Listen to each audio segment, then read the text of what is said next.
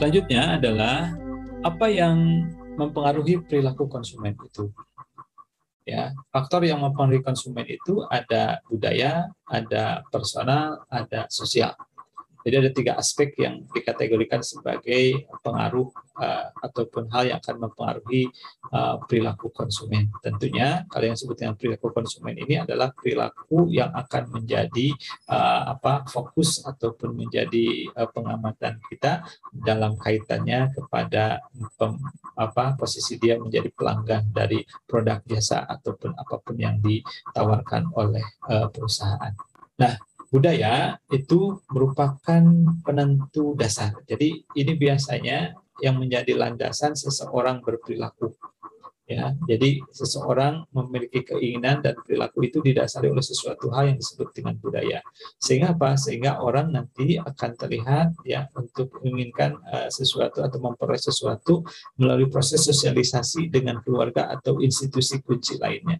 Nah, jadi budaya ini tentunya ada proses interaksi bagi dia secara sosial dengan keluarga ataupun dengan institusi-institusi lainnya itu ya berarti hal-hal di sekeliling mereka bisa tetangga, bisa organisasi dan seterusnya. Sehingga mereka ada proses interaksi dan mengembangkan itu semua.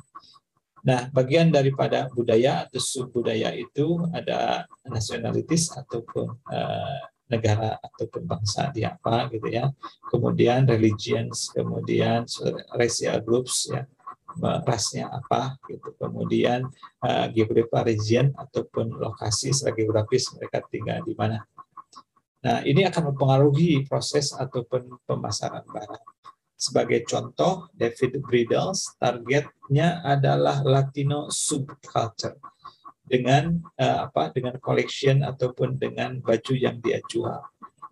Nah, jadi si David Bridle ini menargetkan konsumennya yang berasal dari Latino. Jadi dengan menghasilkan ini ataupun menargetkan ini tentunya dia sudah mempersiapkan produk yang dia jual itu sesuai dengan budaya atau subculture yang menjadi targetnya tadi. Jadi di Latin itu menjadikan bajunya seperti apa, modelnya seperti apa, trennya seperti apa. Nah, jadi yang dijual itu seperti itu. Tapi kalau kita lihat berarti kan ini adalah baju-baju khusus untuk katakanlah untuk pernikahan ya, baju pengantin dan sebagainya. Ini ada fakta terkait dengan perilaku konsumen ya tentang budaya. Ini adalah informasi sekilas tentang budaya Amerika. Nah, jadi katanya secara umum orang Amerika itu mengunyah 300 batang permen karet setahun. Bayangkan. Berarti dari 365 hari dalam setahun 300 diantaranya 300 hari diantaranya dia mengunyah karet setiap hari ya. Kalau asumsi kita mereka mengunyah permennya atau permen karetnya satu hari satu batang permen karet. Yang kedua, katanya mereka ataupun secara umum orang Amerika itu pergi ke bioskop 9 kali dalam setahun. Jadi hitungannya ya sekitar 1,5 bulan satu kali ya. Atau kalau di Indonesia berapa, silakan teman-teman untuk melakukan survei. Kemudian membutuhkan 4 perjalanan, artinya journey lah gitu ya, wisata kalau di kita. 4 perjalanan dalam 1 tahun gitu ya. Berarti hitungannya setiap 3 bulan mereka akan pergi mengalona kemana lah gitu. Kemudian menghadiri acara olahraga 7 kali setiap tahun. Ini sekitar 2 bulan 1 kali. Acara olahraga itu kan bisa nonton rugby, bisa nonton basket yang seterusnya. Oke, itu bagaimana budaya di Indonesia? Silakan teman-teman kumpulkan ya, atau teman-teman teliti terkait dengan budaya seperti ini. Nah, apakah ini ada kaitan dengan pemasaran? Tentu ada, gitu ya. Kalau misalnya produsen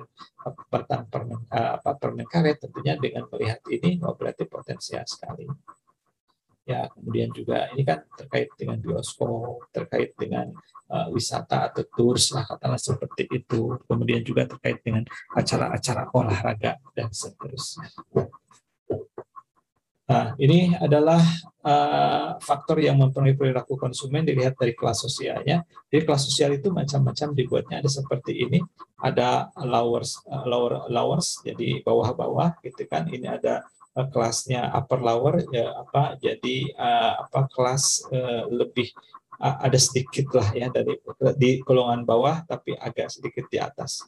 kemudian ada working class, ada middle class, ada upper middle, kemudian ada lower uppers, lower uppers, kemudian ada uppers, ada kelompok atas-atas, ada kelompok bawah-bawah seperti itu. Nah, ini pembagian kelas sosial yang ada.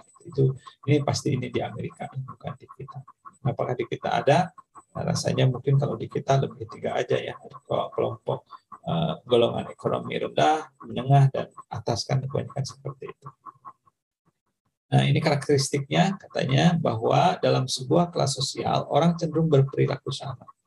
Kalau melihat dari kondisi ataupun misalnya kalau dari sisi ekonomi, nah apakah perilaku orang yang ada di golongan ekonomi rendah itu akan perilaku sama? Nah, menurut konsep ini bahwa orang yang berada dalam kelas sosial yang sama akan relatif atau memiliki kecenderungan untuk berperilaku sama.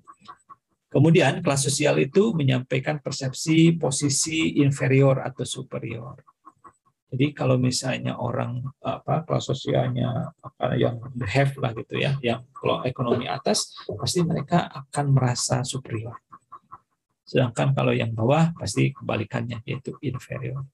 Kemudian kelas sosial dapat ditunjukkan oleh kelompok atau sekelompok variabel. Ya, bisa kita mempergunakan acuannya adalah pekerjaan, pendapatan, kekayaan, itu tadi ya, keadaan ekonomi dan sebagainya. Kemudian kelas sosial ini bisa berubah-ubah dari waktu ke waktu, artinya bisa ada pergeseran dan seterusnya. Nah, ini juga penting karena kelas sosial ini akan menjadi acuan kebijakan ataupun strategi marketing yang akan dilakukan oleh perusahaan. Ini faktor sosial juga, ada yang disebut dengan reference group atau grup atau kelompok yang menjadi acuan atau panutan. Kemudian ada family, kemudian ada social rules, ada status yang akan dijadikan sebagai acuan.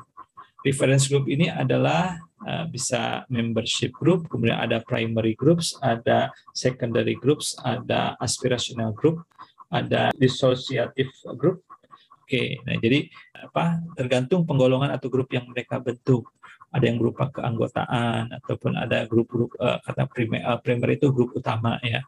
Kalau di masyarakat kita mungkin grup utama itu atau yang sangat berpengaruh itu katakanlah grup kalau dulu kan orang-orang pemuka keagamaan atau misalnya guru gitu ya. Seperti itulah kira-kira ya.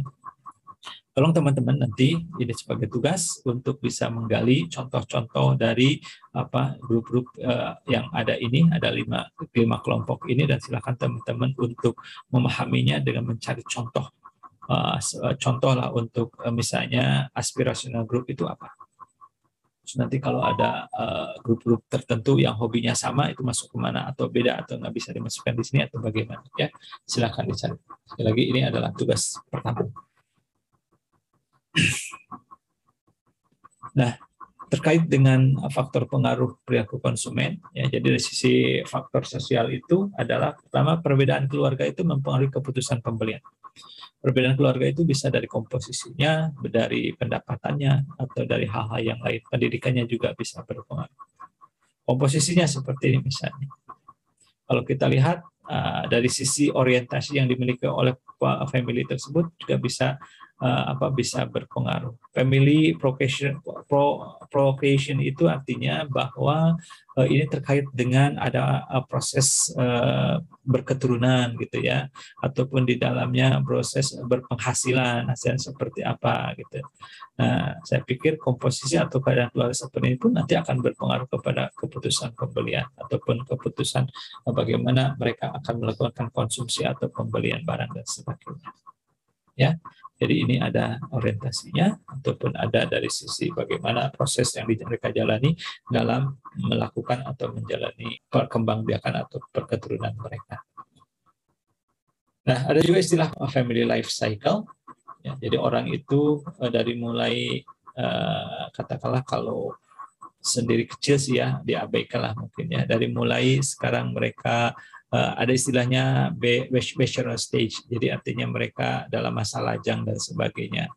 Kemudian ada yang married gitu ya, jadi pasangan pengantin baru kan ya. Kemudian mulai mereka punya anak. Kemudian young or middle age gitu ya. Jadi yang middle age itu umumnya kan dengan anaknya, mereka mendidikan anak. Kemudian juga ada yang mungkin divorce person, orang yang hanya hidup sendiri karena perceraian dan seterusnya. Dan pada akhirnya nanti di akhir cycle-nya itu akan berakhir dengan kembali bahwa orang older single people, artinya orang tua yang sendirian gitu ya, yang usianya udah lanjut, mereka hidup dengan kesendirian. Nah, ingat bahwa cycle dari family life ini pun akan berpengaruh kepada proses bagaimana mereka bereaksi ataupun mereka berperilaku sebagai konsumen dari sebuah ataupun dari barang atau jasa yang mereka konsumsi.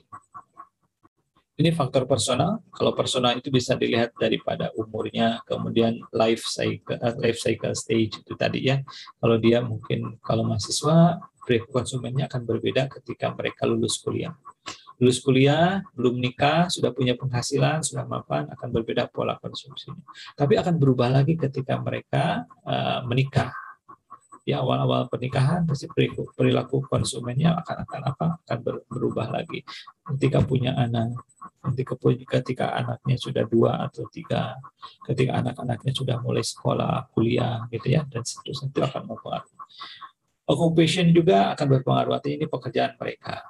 Wealth atau tingkat kesejahteraan atau tingkat kemakmuran juga akan berbeda. Personality juga akan mempengaruhi. Value, lifestyle, ya, self-concept, ya. Konsep diri yang mereka miliki pun akan berpengaruh. Ini akan berpengaruh dalam bagaimana mereka berperilaku ataupun bertindak sebagai seorang konsumen. Nah, ini ada hal-hal yang menjadi atau yang perlu kita perhatikan. Jadi brand personality itu terkait dengan seseorang itu citra ataupun hal yang disandang itu ada sincerity, ketulusan. Ini ya kebahagiaan, excitement ya. Kemudian ada kompeten atau kompetensi. Kemudian ada kecanggihan, sophistication seperti apa, dan juga ada kekasaran, business-nya seperti apa. Oke, nanti tolong diperdalam ya. Nah, ada istilah juga nanti ketika kita berhadapan ataupun ingin mengetahui customer dari produk yang kita desain itu seperti apa. Ini ada sisi lifestyle yang mempengaruhi atau ada lifestyle influences seperti apa. Ada yang money constraint, ya, kemudian ada yang juga time starved, kemudian ada juga multitasking. Nah, ini ada lifestyle beberapa contoh yang tentunya konsepnya akan berubah ataupun akan tergantung dari konsep mana yang kita pakai. Tapi kira-kira akan ada punya hal seperti ini. Jadi kalau misalnya orang yang multitasking seperti apa, ada yang time starving seperti apa, gitu ya. Kemudian juga yang ada keterbatasan keuangannya juga akan berbeda perilaku dari bagaimana cara mereka konsumen ataupun mengkonsumsi barang ataupun hal yang mereka ini. Jadi ada istilah LOHAS, ya, Lifestyle of Health and Sustainability Market Segment. Jadi ada segmentasi pasar, ya, yang menjadi atau konsepnya adalah dari sisi kesehatan dan keberlanjutan atau sustainability dari kehidupan yang mereka jalankan. Sustainable economy artinya secara atau ekonomi yang berkelanjutan, kemudian juga ada lifestyle yang concern kepada kesehatan mereka, ada ecological lifestyle, berarti ini kan berkaitan dengan lingkungan ataupun keadaan seling mereka, kemudian alternatif healthcare, jadi ini adalah ada perawatan kesehatan alternatif yang mereka pilih, ya, untuk ini menjadi salah satu segmen dalam pasar yang bisa jadikan dalam segmen, atau juga nanti terkait dengan personal development seperti itu, ya, orang-orang yang concern dengan perkembangannya.